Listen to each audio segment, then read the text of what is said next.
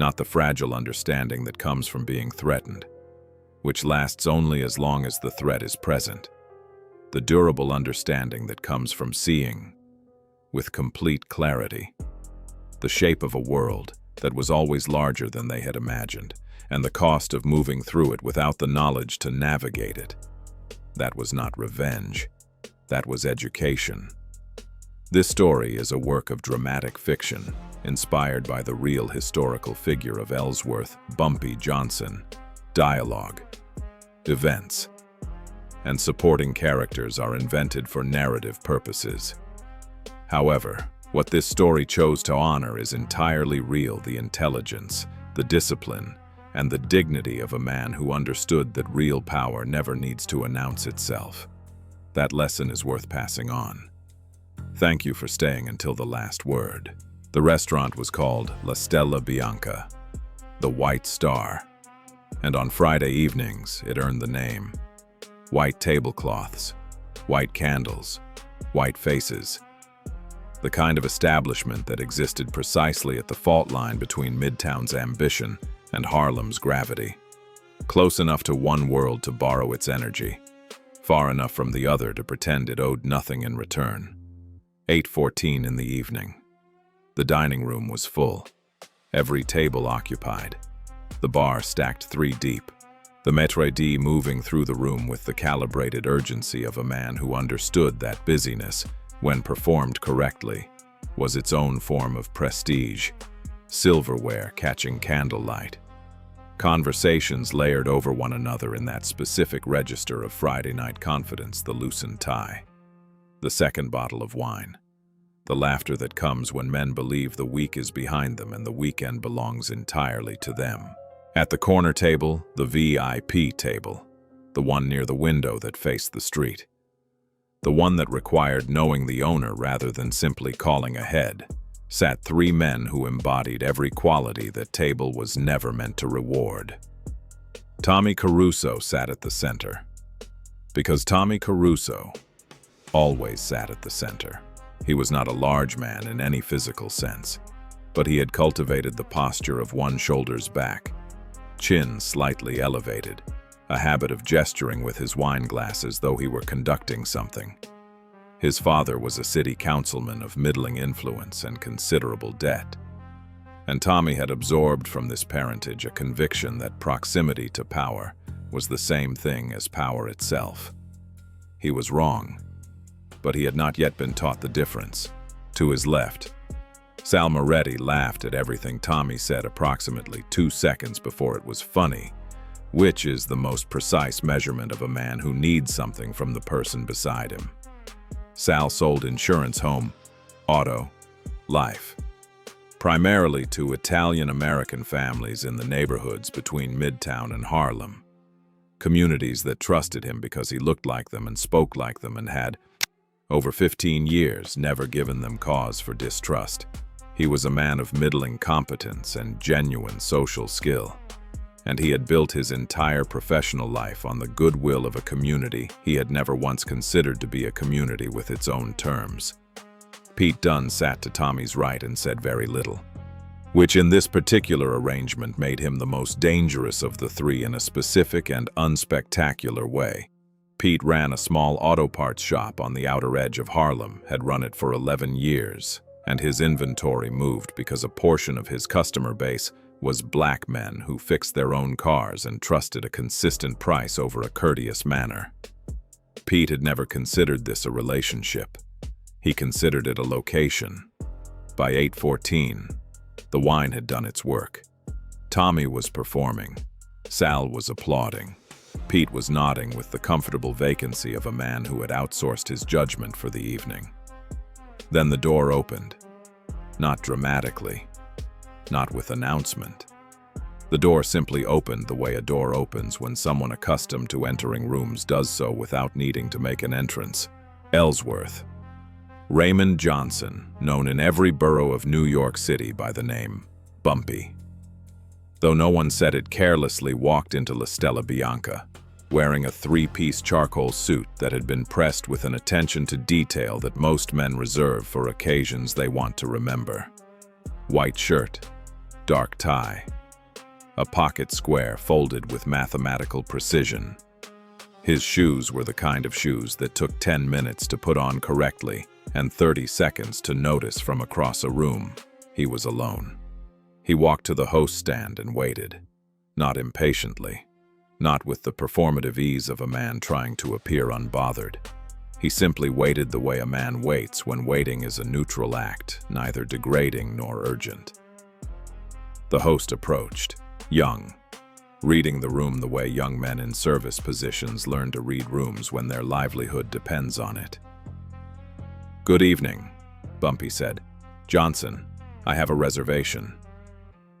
The host checked the book, found the name, paused. The pause lasted 2 seconds longer than it needed to. From the corner table, Tommy Caruso had already turned his head. He recognized the face not because they were friends, not because they had met, but because in New York City in that era, if you operated anywhere near the edges of Harlem, you eventually saw a photograph, heard a name, absorbed the shape of a reputation. Tommy recognized Bumpy Johnson the way a man recognizes a name on a building, not personally, but with the understanding that the name belonged to something significant. He recognized him, and then he made a decision. He leaned toward the host and said, quietly enough to perform discretion, loudly enough to ensure it carried, "We're full tonight. Tell him we're full." The host returned to Bumpy, cleared his throat. "I'm sorry, sir. I'm afraid we don't seem to have your reservation in the system." "You just looked at it," Bumpy said, not an accusation, a correction, delivered at the same temperature as everything else he had said. I apologize for the confusion, sir, but we're fully booked this evening. Perhaps another." "The name is Johnson," Bumpy said again. "Check once more." The host checked again, found the name again, closed the book. "I'm sorry. We can't accommodate you tonight." Bumpy stood still for a moment. He looked at the host. Not through him, not past him, but at him, with the specific attention of a man filing information rather than processing emotion. Then he looked, briefly, toward the corner table. Tommy Caruso was watching with the expression of a man who expected to be obeyed and was therefore already bored by his own victory. Bumpy said nothing to the host. He turned and looked at the room just once, a single slow survey, the way a surveyor looks at land before drawing the boundaries, and then he looked at Caruso directly. The two men held each other's gaze for exactly 4 seconds. Tommy smirked, lifted his wine glass, looked away first, but slowly, to signal that looking away had been his choice. Bumpy adjusted his pocket square. One small motion, precise, unnecessary, the gesture of a man resetting himself, not because he had been disturbed, but because precision was a habit. He walked out. 8:14 in the evening. Bumpy Johnson had been refused his table. Harlem did not yet know, but Harlem would know. To understand what happened next, you must first understand what Tommy Caruso had just done not to a man, but to a system. Ellsworth Bumpy Johnson was not merely a criminal. That word, applied to Bumpy, was like calling a cathedral a building. Technically accurate, entirely insufficient.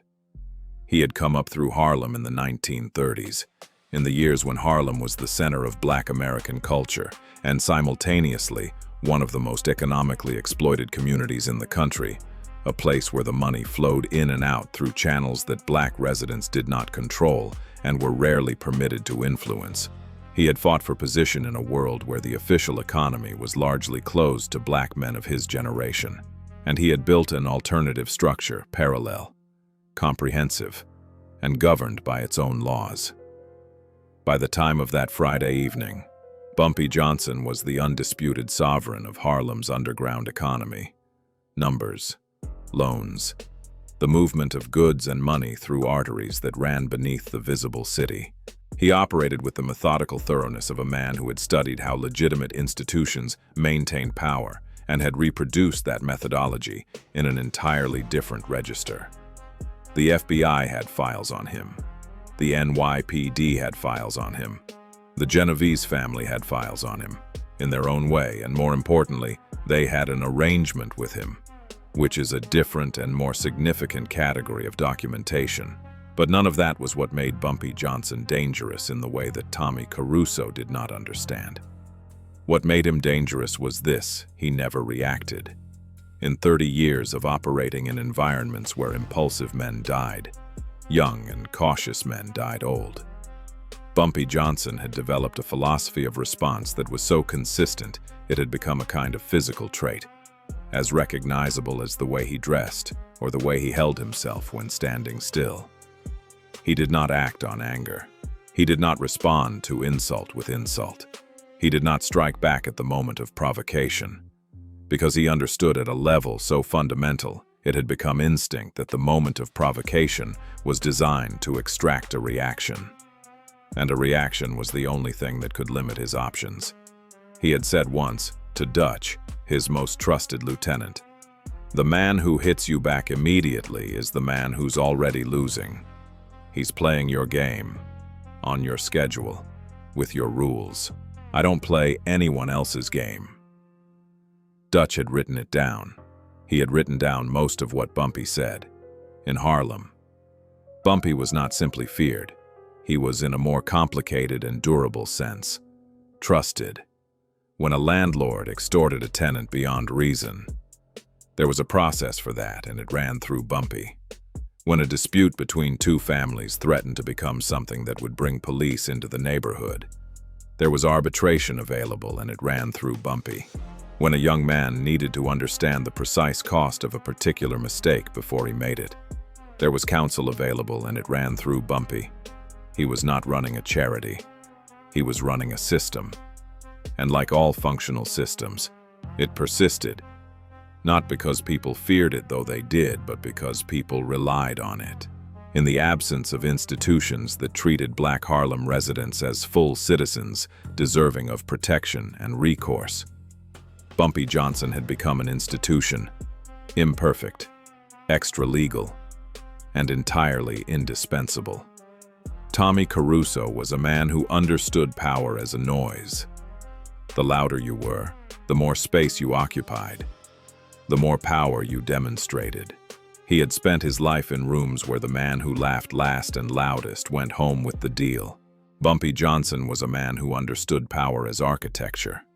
Silent, structural, invisible until the moment you needed it and discovered it was already everywhere. Men like Tommy Caruso looked at Bumpy's silence and saw submission. That was the most expensive misreading in the history of the neighborhood. People mistook Bumpy Johnson's silence for patience. That was the most costly error a man could make. At 8:22, Tommy Caruso stood up. He had not needed to stand up. The matter, as far as the dining room was concerned, had concluded. The man at the door had been turned away.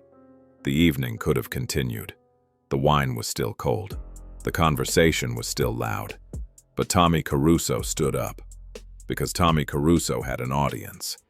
And an audience, to a man like Tommy, was not a neutral condition. It was an obligation. He walked to the entrance, Sal rising automatically from his chair to follow. Pete a beat behind with the uncertain momentum of a man who has not yet decided whether he is participating or witnessing. Bumpy had not yet reached the sidewalk. He was still in the small vestibule between the inner door and the street, adjusting one cufflink emotion so unhurried it suggested he had all the time available to him that the universe contained. "Hey," Tommy said. Bumpy turned. Not quickly. At the pace of a man turning toward a sound of no particular urgency, Tommy spread his hands, a gesture meant to communicate largesse, the magnanimity of a man explaining something obvious to someone slower than himself. "Look, pal, this isn't the kind of place for you. You understand nothing personal, just geography." He smiled at his own word. Sal laughed. Pete looked at the floor. Bumpy regarded Tommy for a moment, the way a chess player regards a piece that has moved incorrectly, not with contempt. Exactly. But with the neutral recognition of an error that will have consequences. "I have a reservation," Bumpy said. "Yeah. Well, reservations get lost," Tommy said. "Things happen. You know how it is." "I do," Bumpy said. "Tell me your name." The question landed with a precision that shifted the temperature of the vestibule by some imperceptible but real degree. Not a threat, a request, spoken with the mild courtesy of a man asking for the time. Tommy felt something, not fear. Exactly, but the distant relative of fear that arrives before the mind has processed why. He covered it with volume. "My name." He laughed and glanced at Sal. "You hear this guy? He wants my name." Back to Bumpy. "My name is none of your business. My name is go find somewhere else. That's my name." Several people in the dining room had turned to look, two of them a couple near the window. Older, regulars who had lived on the Harlem side of this neighborhood for 20 years recognized Bumpy immediately. The woman put her hand on her husband's arm. Her husband set down his fork. Bumpy had not moved. He stood in the vestibule with the stillness of something that has already decided what it is going to do and is therefore in no hurry to begin. "All right," Bumpy said. Just that. 2 syllables, completely empty of inflection, the words of a man closing a ledger. Tommy read this as retreat. This was the second misreading of the evening, and it was worse than the first. "Yeah, all right is right," Tommy said, louder now, performing for the room.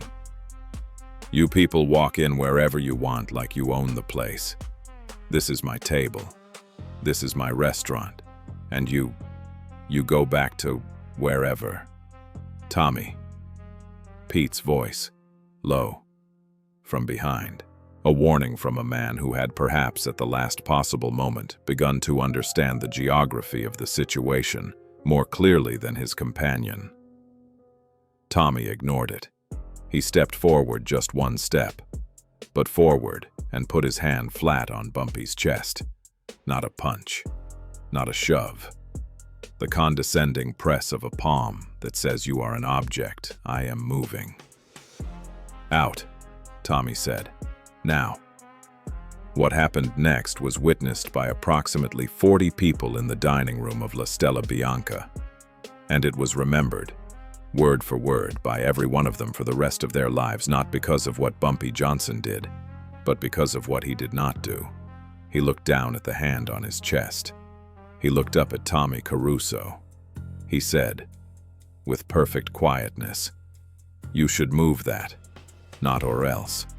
Not before I. Just you should move that." A statement of recommendation. The kind of thing a doctor says about a habit that will eventually become expensive. Tommy, because Tommy was Tommy, did not move it.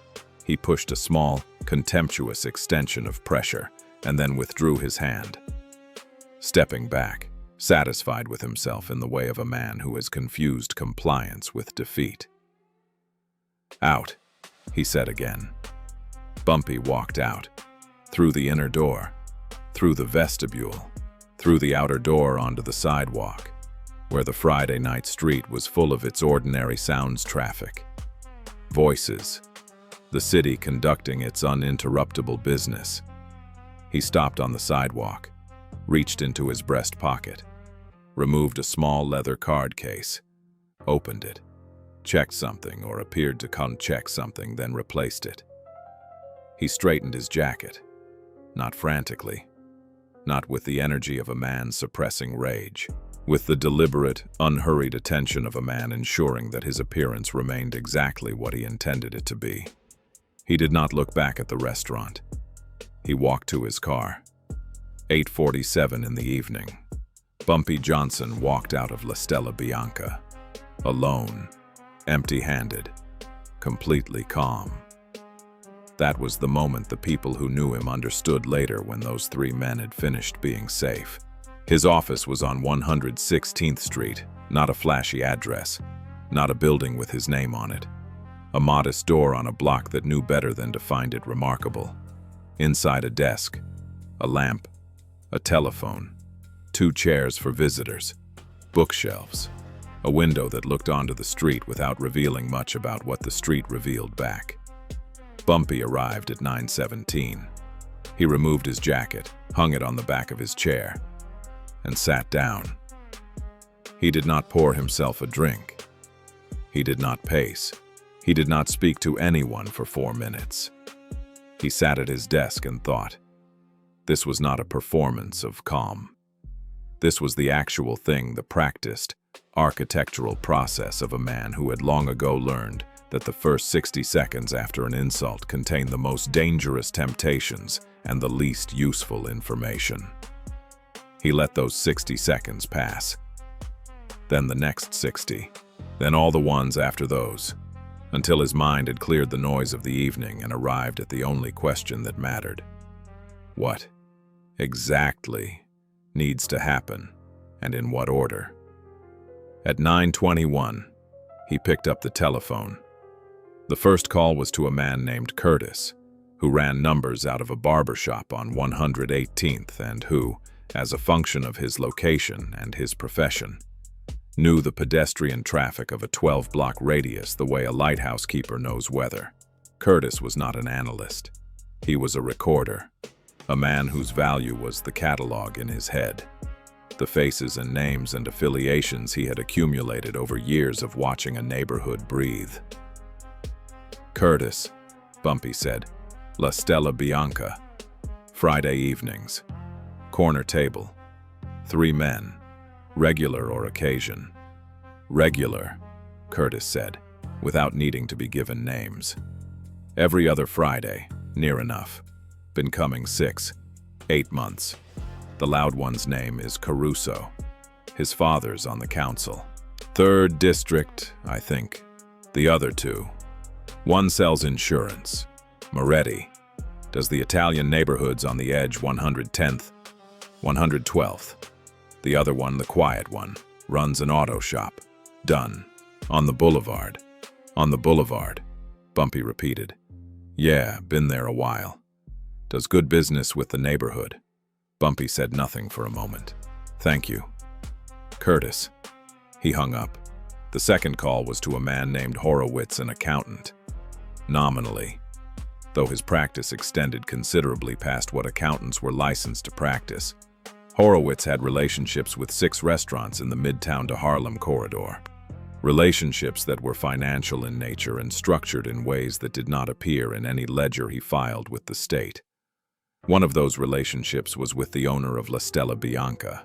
I need to know who carries the paper on the Bianca, Bumpy said, when Horowitz answered. A pause. The sound of a man pulling from memory what other men kept in files. The building or the business, both. Another pause. The building's held by a Lombard property group. I can get you the principals. The business loan runs through a private note. The owner's behind on it. Has been for 3 months. Who holds the note? Horowitz told him. Bumpy wrote down a name. Who supplies their wine? Distributor out of Queens. Marchetti Brothers. And their linen service. That I'd have to check. Check, Bumpy said, and by morning. He hung up. The third call was the shortest, because the third call was to Dutch. Dutch, whose full name was Henry Addison Wallace. Though the name Dutch had long since replaced it in every room he entered, had been at Bumpy's side for 9 years. He was not a man of particular brilliance or charisma. He was a man of exceptional and perfectly calibrated loyalty, which is rarer than brilliance and more useful than charisma. He answered on the second ring. I need 3 things, Bumpy said. Full names, addresses, home and business, and whatever they owe and to whom. The men from tonight. All 3. By when? Morning is fine, Dutch said. Do you want me to? No. Bumpy said, I want information. Nothing else. Not yet. Understood. Dutch. Yes. Be thorough. He hung up. He sat at his desk for another few minutes, hands flat on the surface in front of him, looking at nothing in particular. Then he reached into a desk drawer and removed a book, not a ledger, not a file, but an actual book, the kind with pages and a spine, and he began to read. By 11:15, Dutch had called back with the first set of names and addresses. By 11:40, Curtis had called back with 2 additional details about Sal Moretti's insurance practice specifically, the names of 2 clients who had recently disputed a claim settlement. By 12:06 in the morning, Bumpy Johnson had in front of him, written on 3 separate sheets of paper in a neat, careful hand, the full professional and personal topography of Tommy Caruso, Sal Moretti, and Pete Dunn, their employers, their creditors, their dependents, their ambitions, and the specific structural weaknesses that made each of them individually, precisely, and without any overlap, vulnerable to a particular kind of pressure. 3 men, 3 maps, 3 different points of entry. He read through each sheet once. Then he folded them, placed them in the top drawer of his desk, turned off the lamp, and went home. That night, Tommy Caruso slept soundly. He did not know that while he slept. A map had been drawn and he was standing at the center of it. 7 o'clock in the morning. Saturday. The news was already moving. Not through newspapers, not through radio, not through any channel that left a record or required an editor or could be traced back to a source. It moved the way all information of genuine importance moves in a community that has learned, over generations, that the official channels were not built for them through mouths, through rooms, through the ordinary transactions of a neighborhood conducting its morning. It started, as most things started, in Harlem, in the barber shops. Marcus Webb opened his shop on 117th Street at 7:15, as he did every Saturday, because Saturday was the day the neighborhood came to him, not just for the cut, but for the conversation, for the 30 minutes of sitting still in a chair while the world outside was sorted and cataloged and made comprehensible by men who had been watching it for decades. By 7:40, 3 customers had already mentioned La Stella Bianca. By 8 o'clock, Marcus had stopped cutting and started listening. He walked out on his own, said the man in the chair, a delivery driver named Roosevelt, who worked a route that ran past the restaurant 6 days a week. Didn't say a word, just straightened his jacket and left. That's what I heard. The man waiting his turn, older, a deacon at the church on 119th, shook his head slowly. Not in disbelief, in recognition.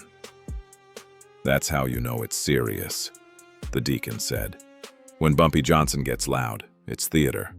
When he gets quiet, he did not finish the sentence. He did not need to. From the barber shops, it traveled to the corner stores, where men stopped to buy their Saturday morning papers and stayed 10 minutes longer than they intended. From the corner stores, it traveled to the steps of the churches, where the early congregants arrived for morning service and stood in the cold air before the doors opened, talking in the low and measured voices of people discussing something that required calibration. From the churches, it moved into kitchens and across telephone lines and through the particular velocity of a community that understood, without being told, that the information mattered. The reaction was not rage. It was something more disciplined than rage, and therefore more dangerous. There were no broken windows, no gathering crowds, no voices raised in the street. The men and women of Harlem who heard what had happened at La Stella Bianca the previous evening received the information and processed it with the controlled precision of people who had long since learned that noise was the response of those who had no other options. They had other options. They knew they had other options. And more importantly, they knew Bumpy had other options. and that Bumpy's options were considerably more comprehensive than their own. So they did not act. They waited. They watched. They made themselves available for whatever the moment required, in whatever form it required it, without being asked and without needing instruction. Harlem was not a neighborhood in those hours. It was a single organism that had registered an injury and was in the process of deciding, collectively, what a proportionate response looked like, and then deferring, as it always deferred in these matters, to the man who understood proportion better than any of them. Harlem required no orders. It only needed to know who had been wronged. Everything after that it already knew. What followed was not chaos. It was sequence. Each man Pete Dunne, Sal Moretti, Tommy Caruso received something specific. Not the same lesson delivered 3 times. 3 different lessons, calibrated to 3 different vulnerabilities, executed with the patience of a man who understood that precision was more durable than force. The first arrow. Pete Dunne, 9:10 in the morning. Saturday. Pete Dunne arrived at his shop on the boulevard 40 minutes before opening, as he always did on Saturdays, to take inventory and review the weekend orders. He made himself a cup of coffee, unlocked the back office, and sat down at his desk in the particular satisfaction of a man who believes the previous evening is entirely behind him. At 9:23, the telephone rang. It was a man named Calvin Reese, who ran a parts distribution operation out of a warehouse on the Harlem side of the borough, one of Pete's 2 primary suppliers. The relationship that kept his shelves stocked and his prices competitive with shops twice his size. Calvin Reese had called Pete Dunne approximately once a month for the past 9 years, always on a weekday, always regarding an invoice or a delivery schedule. He had never called on a Saturday. "Calvin," Pete said, "this is a surprise. Something wrong with the order." "No," Calvin said, "nothing wrong with the order." A pause of 2. 3 seconds, the length of a pause that a careful man uses when he has rehearsed what he is about to say and wants to deliver it correctly. "I'm calling because I wanted to let you know directly, out of respect for the years we've done business. I won't be able to continue the contract." Pete set down his coffee. "I'm sorry." "The contract," Calvin said. "I won't be renewing. This'll be the last month." "Calvin, what are you... We've been doing business for 9 years. What's this about?" "It's about what it's about," Calvin said. His voice was not unkind. It was not hostile. It was the voice of a man delivering a fact that he did not feel required explanation, because the explanation was already understood by everyone involved. "I appreciate the business, Pete. I do. But I won't be continuing it. Can you at least tell me why?" A silence. Then, "You know why?" The line went dead. Pete held the phone for a moment, then placed it back in its cradle with the careful movement of a man who is trying to think. He told himself it was a misunderstanding. He told himself Calvin was having his own problems, cash flow, supplier issues, something that had nothing to do with Friday evening. He told himself a great many things that a man in his position tells himself in the 15 minutes before the second call arrives, and removes the possibility of coincidence. 12:40 in the afternoon. His second supplier, a smaller operation out of the Bronx. A man named Ferris, who had been part of Pete's supply chain for 6 years, called to say almost exactly the same thing. Different words, the same architecture. "I'm sorry, Pete. I've got to pull back. It's a business decision." "Huh, what business decision? You've never had a problem with my account." "It's not about the account." "Then what's it about?" A pause. "It's about what it's about." Pete stood up from his desk. He paced the length of his small office 8 steps one way, 8 steps back with the urgent, confined energy of a man who is beginning to understand something and is desperately trying to not understand it yet. At 3:15 in the afternoon, the bank called. Not a collections call. Not a late payment notice. The branch manager himself, a man Pete had shaken hands with twice and exchanged pleasantries with at a neighborhood business association dinner the previous spring, called to inform him that his small business line of credit was under administrative review and would be temporarily suspended pending a re-evaluation of his account profile. "What does that mean?" Pete asked. "It means we're reviewing the account," the manager said, pleasantly, professionally, entirely without warmth. "I've never missed a payment." "We understand that, Mr. Dunn. This is a standard administrative review." "Since when does a standard administrative review happen on a Saturday afternoon with no notice?" A pause. "We'll be in touch with the outcome early next week. Have a good evening." The line went dead. No one had threatened Pete Dunn. No one had come to his shop. No one had raised a voice or shown a weapon or made a demand. The world in which Pete Dunn operated had simply, quietly, and with no visible mechanism of agency, stopped working. His supply chain had been severed. His credit had been suspended. His Saturday, which should have been his highest revenue day of the week, was, by 3:30 in the afternoon, the most expensive afternoon of his professional life. He called 5 more numbers before sundown. Each conversation followed the same pattern, polite, brief, and absolutely final. Each man he called received his call, answered it, and responded with the courteous, impenetrable closure of someone who has already made a decision that will not be revisited. Pete Dunn sat in his empty shop at 6 o'clock on Saturday evening and understood, with the delayed clarity of a man whose education had arrived on schedule, exactly what kind of world he had misunderstood when he stood behind Tommy Caruso in a restaurant vestibule the previous night. The second arrow, Sal Moretti, 8:50 in the morning, Saturday. Sal Moretti was at his kitchen table drinking his second cup of coffee and reading the sports section when his telephone rang for the first time.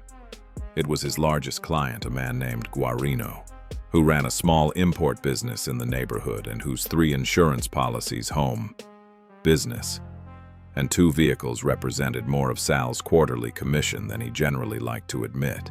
Guarino had been a client for 11 years. He had sent Sal a bottle of wine at Christmas for 11 consecutive years. "Sal," Guarino said, "I need to cancel my policies." Sal put the sports section face down on the table. "Enzo, what's wrong? Is it the premium? Because I can talk to the..." "It's not the premium." "Then what is it? You've been with me since..." "I know how long I've been with you, Sal. Not unkind. Just done. I'm going to need to move the policies elsewhere. I wanted to call you myself. Out of respect." "Enzo, talk to me. What happened?" A silence. "You know what happened," Guarino said. "You were there." The line went dead. By 10:30, the second call had come, then the third. By noon, Sal had lost 3 of his 6 largest accounts, not to a competitor, not to a better price, not to any dissatisfaction with his service or his record. He had lost them to the previous evening, and every person who called made this clear in the same way by not explaining it, which was itself the most complete explanation available. He drove to his office. His manager, a man named Bertolucci, who ran the regional branch and who had always treated Sal with the mild approval of a superior who expected nothing remarkable, was in the parking lot when Sal arrived, apparently on his way out. "Frank," Sal said, "I need to talk to you." Bertolucci glanced at him, a quick, assessing look, and then looked at his watch. "I've got a thing, Sal. Family thing. Can it wait until Monday? I've lost 3 major accounts this morning with no explanation.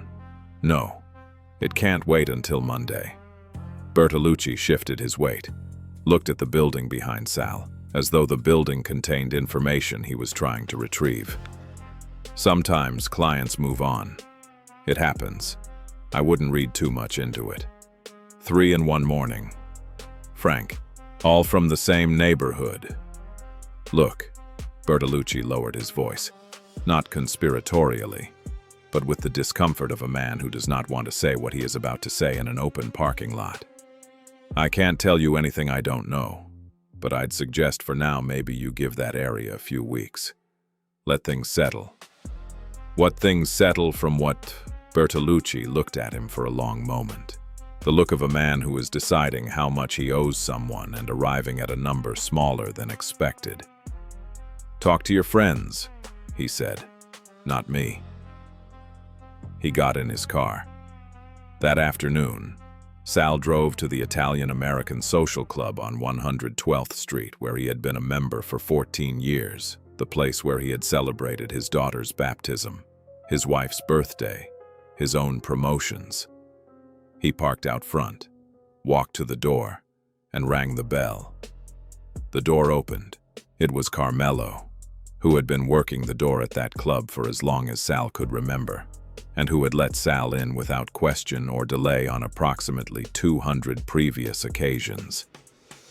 Carmelo looked at Sal, just looked at him. For a moment that lasted precisely long enough to constitute a message. Club's closed today, Sal. It's Saturday afternoon, Carmelo. The club's always. It's closed today. Sal stared at him. Carmelo. It's me. I know who it is, Carmelo said, and he closed the door. Sal stood on the sidewalk outside the club for a long time. Long enough for two members he recognized to walk past him on the street, men he had known for years. Men he drank with. Men whose children's names he knew, and look at him with the specific avoidance of people who have made a decision and are committed to its execution. He stopped one of them. A man named Taddeo, old enough to be his uncle, who had always had a kind word for Sal at the club. Taddeo, please, someone tell me what's happening. Taddeo stopped, looked at him with the measured pity of a man who has watched younger men make avoidable mistakes for long enough that the pity has become routine. You know what you did, Sal, he said. That's the reason. I didn't do anything. I was with Tommy. I didn't say. You were there. Taddeo said. That's enough. He paused. You chose the wrong side of a line. Now you're on it. He walked away. The third arrow, Tommy Caruso. His father called at 4:52 in the afternoon. The councilman Gerald Caruso, 3rd District, 21 years in office, and the kind of man whose political survival depended entirely on his ability to know where everybody was buried, received a telephone call at his home at 4:30 on Saturday afternoon from a man who did not introduce himself. The man on the other end of the line simply began to speak, in a calm and unhurried voice, about 3 specific financial arrangements that Gerald Caruso had made in the preceding 18 months. Arrangements that had not been disclosed on any filing. Arrangements involving 3 separate names that Gerald had taken considerable care to ensure were not connected to his own in any public record. The man on the telephone listed each one, the amount, the date, the intermediary, the name on the other end. He did not threaten anything. He did not suggest any consequence. He did not ask for anything in exchange for his silence. He simply listed the information the way a librarian lists the contents of a catalog, methodically, completely, and without opinion. Then he said, "Good afternoon, councilman," and hung up. Gerald Caruso sat in his living room for 22 minutes. Then he called his son. Tommy answered on the 3rd ring. "Dad, what did you do?" Gerald's voice was not loud. It was the voice of a man who has moved past loud into something colder and more specific. "What did you do last night?" Tommy shifted. "What are you talking about? I had dinner." I went. "Who did you put your hands on?" A pause. "I didn't, it was nothing." There was a guy at the restaurant who, his father's voice cut through the sentence cleanly. Say the name. Silence on Tommy's end. Say the name, Gerald said again. Johnson, Tommy said. Bumpy Johnson. He tried to. His father made a sound. It was not a word. It was the involuntary vocalization of a man absorbing an impact. Dad, you put your hands on Bumpy Johnson. He was just. You put your hands on Bumpy Johnson in a public restaurant on a Friday night in front of witnesses. Dad, Stop talking. Gerald Caruso stood up from his chair. Tommy could hear it and walked somewhere in the house. When he spoke again, his voice was lower and more deliberate. Do you understand what you've done? Do you have any idea who that man is? He's some Harlem. He is not some anything, Gerald said, each word landing separately. He is the reason that neighborhood runs. He is the reason that I have had 0 significant incidents in that district in 15 years. He is the reason that certain conversations I have needed to have with certain people have been productive rather than catastrophic. Another pause. He is the reason your grandfather's name is still respected in this city. And you put your hands on him. Tommy said nothing. I'm getting calls. Tommy, I am getting calls on a Saturday afternoon that I am not equipped to receive, about information that I cannot explain. And the only reason any of it is happening is because you decided to perform for your friends in a restaurant. Dad, I didn't know that, Gerald said, is the problem. 6:30 in the evening. Saturday. Tommy Caruso understood, for the first time, the difference between the power he believed he possessed and the shape of power as it actually existed in the world. 9 o'clock in the evening. Saturday. The block containing La Stella Bianca began to go quiet. No announcement had been made, no meeting had been held, no telephone tree had been activated, no flyers distributed, no signal sent through any channel that could be identified, documented, or traced. The block simply, and with the organic precision of a decision made by a community that had long since internalized its own values, emptied. The Harlem-owned laundry 2 doors down closed at 8:15 instead of 10.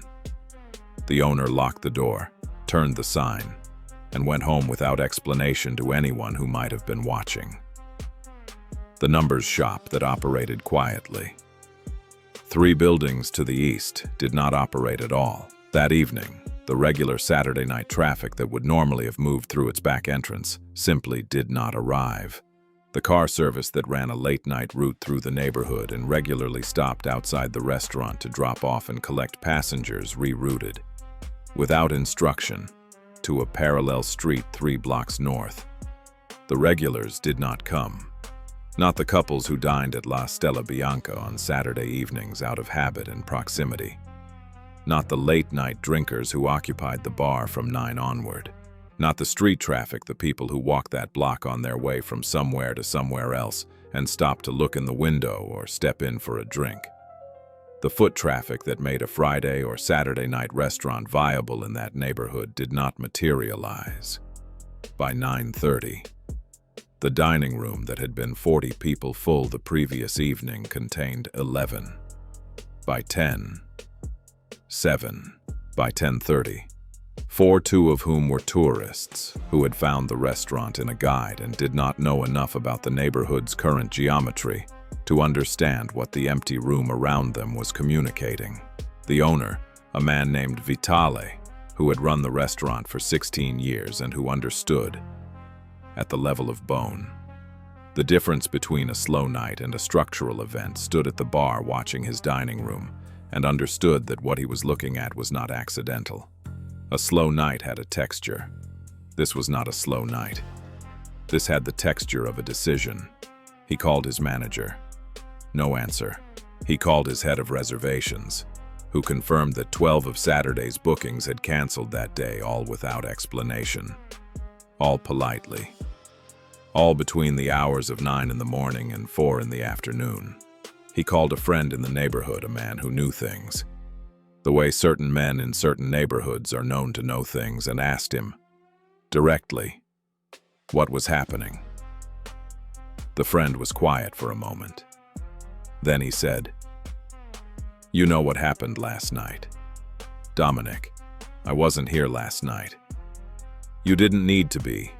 It happened in your restaurant." A pause.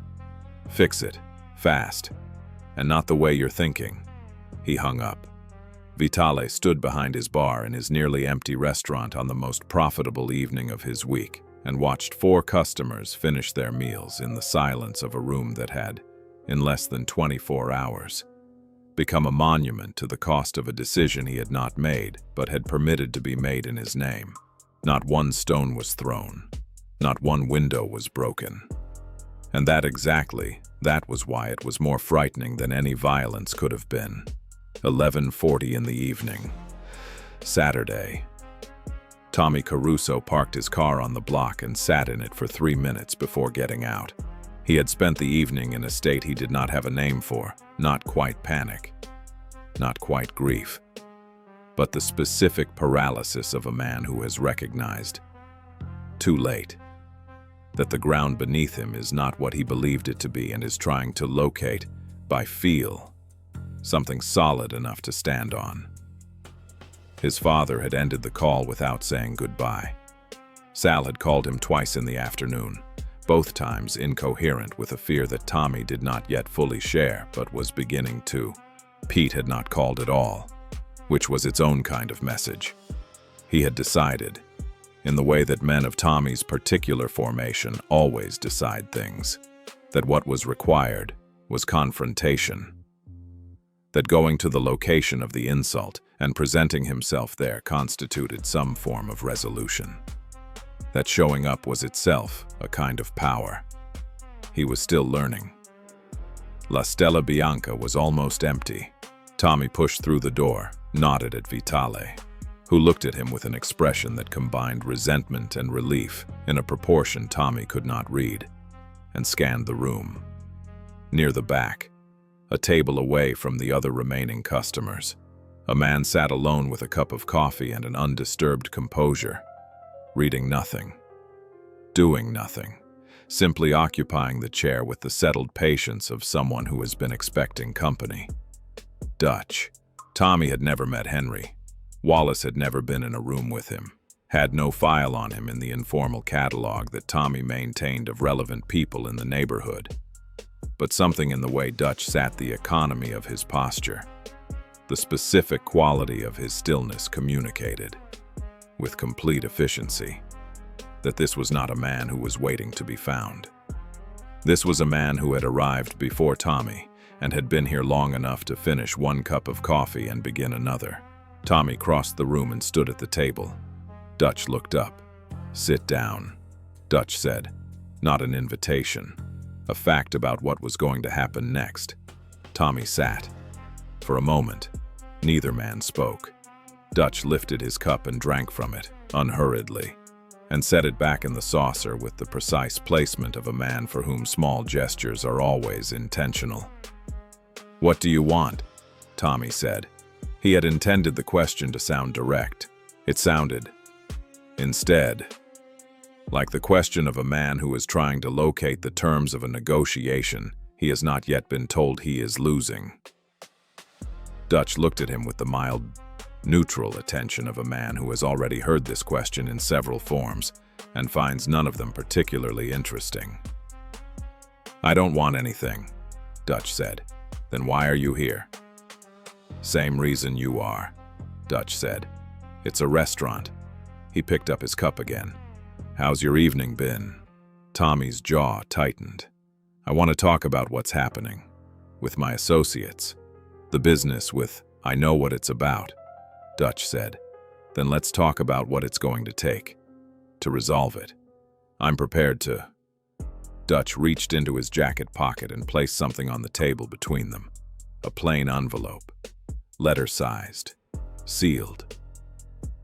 Tommy looked at it. "What is this?" "Open it," Dutch said. Tommy picked up the envelope and opened it.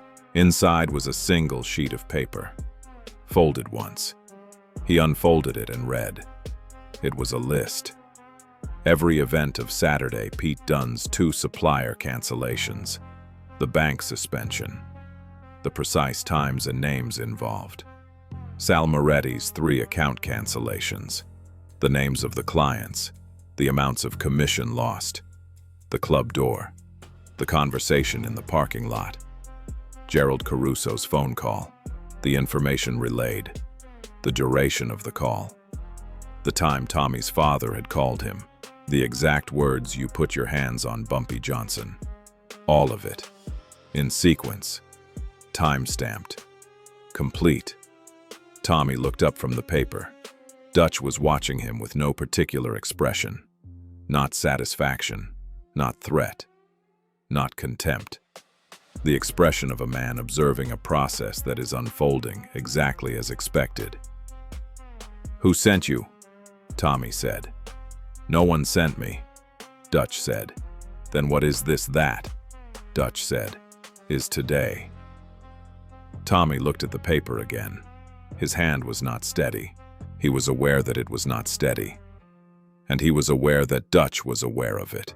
And he was aware that Dutch had registered this information and would do with it whatever Dutch intended to do with it, which was beyond Tommy's ability to influence. "What does he want?" Tommy said. "Johnson.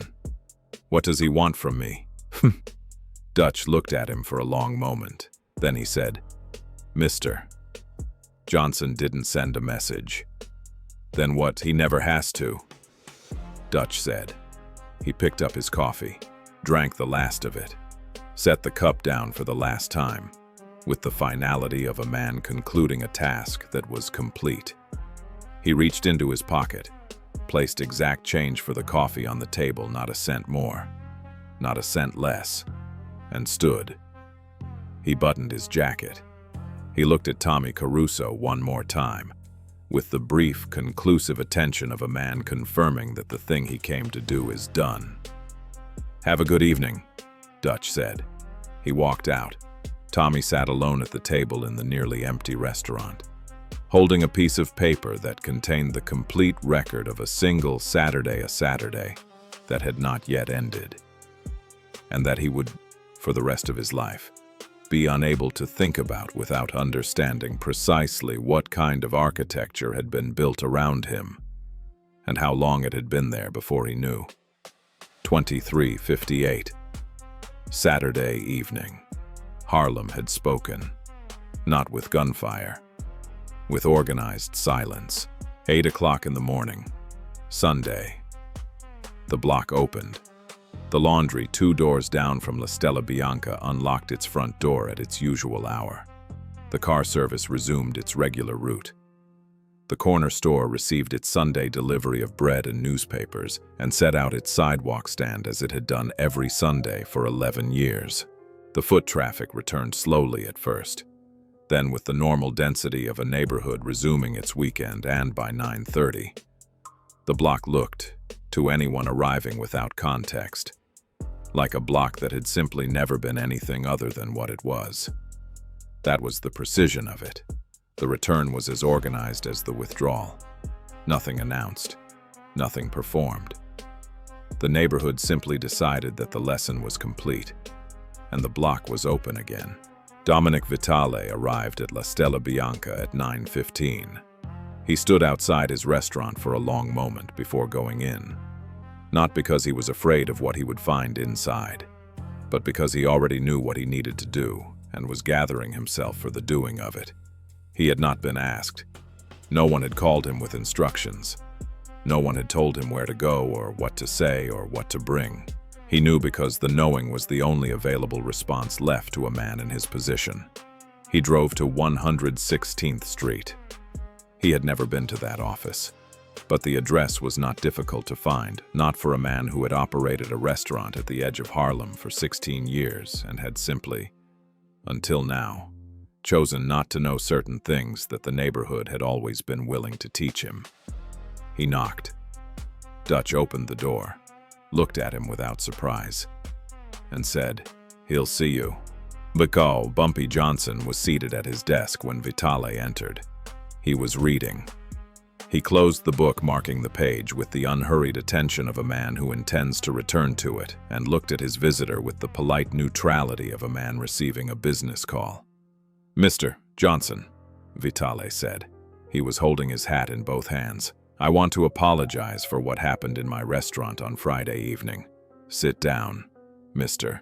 Vitale," Bumpy said. Vitale sat. "I wasn't there," Vitale said. "I want you to know that I wasn't there, and I would not have permitted it, and I understand that not being there is its own kind of failure." Bumpy said nothing. He listened with the attentiveness of a man who has decided to hear something through to its completion before responding. "I'd like to make it right," Vitale said. "Whatever form that takes, I'm prepared to." "Mr. Vitale," Bumpy said. His voice was even and unhurried. "Your restaurant is your business. Run it well.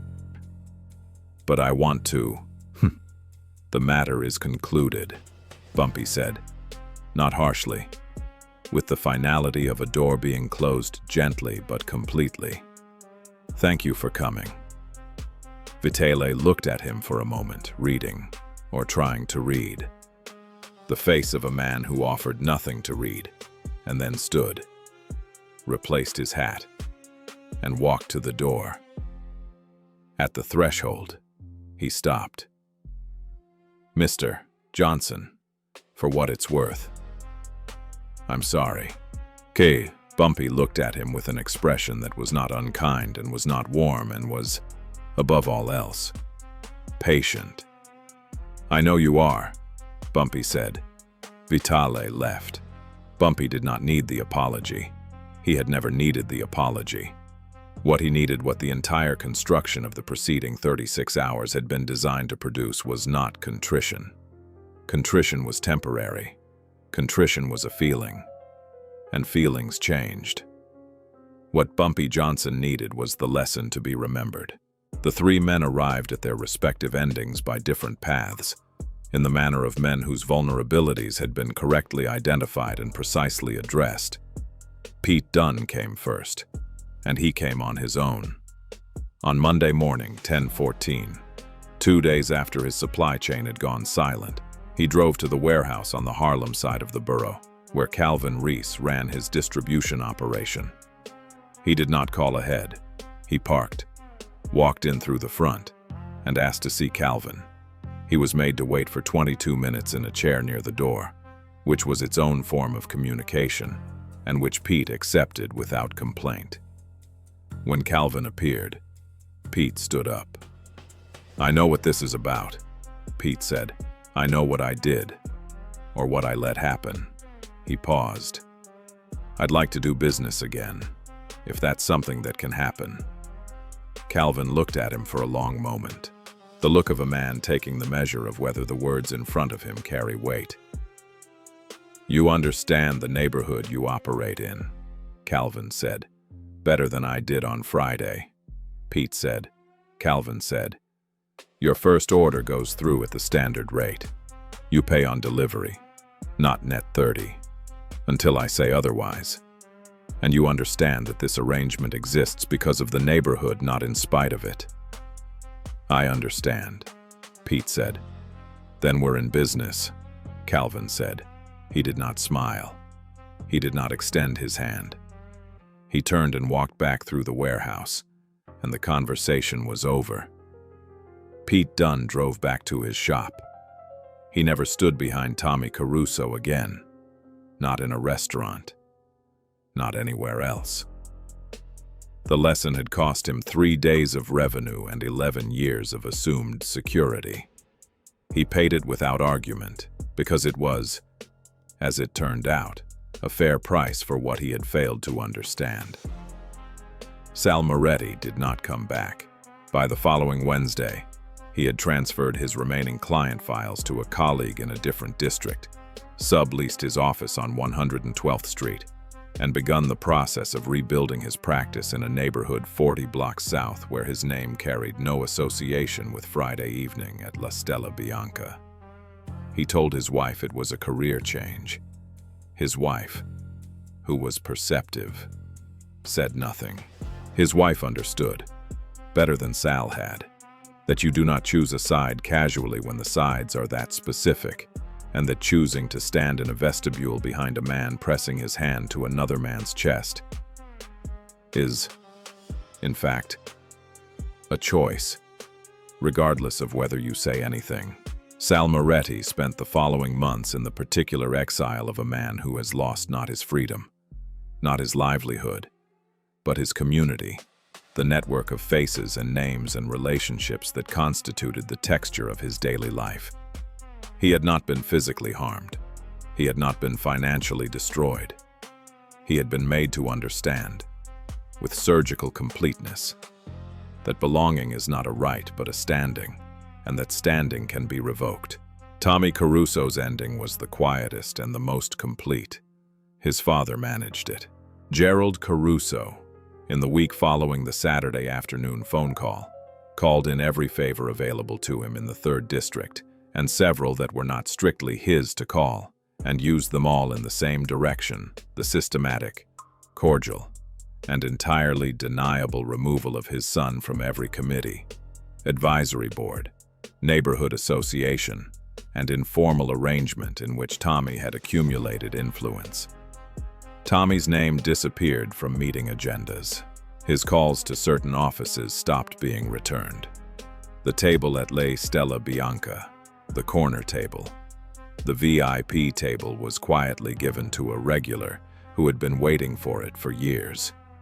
Tommy asked his father, once, whether there was something he could do, whether there was someone he could speak to, whether there was a conversation to be had that would restore some portion of what he had spent a Friday evening destroying. His father looked at him across the dining room table and said, "The conversation you needed to have was on Friday night. That conversation is over." Tommy never operated in that corridor of the city again. On Sunday afternoon, 3 o'clock, the light coming through the window at the particular angle of a late autumn afternoon that makes a room feel both small and sufficient. Bumpy Johnson sat at his desk on 116th Street and read. Dutch had brought him coffee. The street outside was ordinary.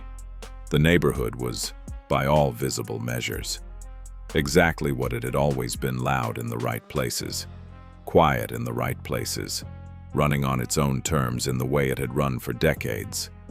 Nothing about Bumpy's Sunday announced that the previous 48 hours had occurred. He sat in his chair with the settled composure of a man for whom the weekend had been entirely unremarkable. And he read until the light changed and the coffee went cold. And then he read a little longer. Here is what the 3 men never fully understood, and what the neighborhood had always known. The most frightening thing is not the powerful man who loses his temper. The man who loses his temper has exhausted his options. He has reduced himself to a single instrument: force, volume, spectacle, and broadcast, in the using of it, that nothing else was available to him. His anger is a declaration of limitation. The most frightening thing is the powerful man who remains calm. Because his calm means the options are still open.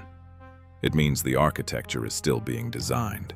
It means that what he is doing, in his quiet and his stillness and his deliberate adjustment of a pocket square on a Friday night sidewalk, is choosing from the full inventory of everything available to him exactly the right tool for exactly the right purpose. His calm is not the absence of power. It is power in its most concentrated and purposeful form, held in reserve until the moment it can be deployed with maximum precision and minimum waste. Bumpy Johnson did not build what he built with violence. He built it with trust, with consistency, with the understanding refined over 30 years of operating in a world that would have preferred he did not exist, that a system which people rely on is a system that persists, and that a system which people fear without trusting collapses the moment fear is outweighed by desperation. He had been insulted on a Friday evening. He had been touched a hand, flat on his chest, the contemptuous pressure of a man who did not know what he was touching. And he had responded, not with rage, not with immediate retribution, not with the satisfying but expensive currency of public violence, but with the patient, architectural, and entirely devastating application of a system that had been 30 years in the construction. Dignity does not require volume to be defended. The system built on trust, not on fear, not on force, not on the temporary leverage of a louder voice or a larger fist, is the system that endures. The other systems burn fast and bright and leave nothing standing.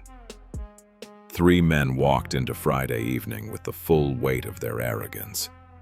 They walked out of the weekend with something they had not carried before understanding.